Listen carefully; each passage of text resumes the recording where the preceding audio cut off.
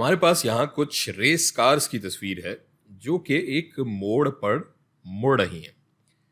دلچسپ سوال یہ ہے کہ اگر اس موڑ پر یہ گاڑیاں 100 کلومیٹر فی گھنٹہ کی مستقل رفتار برقرار رکھتے ہوئے مڑ رہی ہیں تو کیا اس موڑ پر ان کی ایکسیلریشن میں اضافہ ہو رہا ہے؟ آپ کہہ سکتے ہیں کہ شاید نہیں، کیونکہ ان کی رفتار تو ہم نے جیسا کہ بات کی کہ مستقل ہے اور برقرار ہے 100 کلومیٹر فی گھنٹہ پہ، تو ایکسیلریشن میں اضافہ نہیں ہو سکتا۔ لیکن اگر ایسا ہوتا تو پھر یہ دلچسپ سوال تو نہ ہوتا نا۔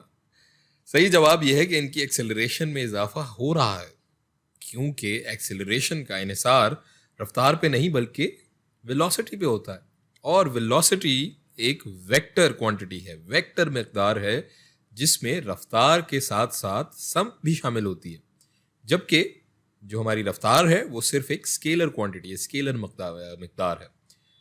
اب ہم یہاں اسی تصویر کا اگر ایک ٹاپ ویو بنانے کی کوشش کریں تو اس سے ہمیں رفتار اور ویلوسٹی کا فرق مزید واضح ہو جائے گا۔ یہ ایک طرح سے اس کا ایک ٹاپ ویو ایک سکیچ ہے یا خاکہ ہے۔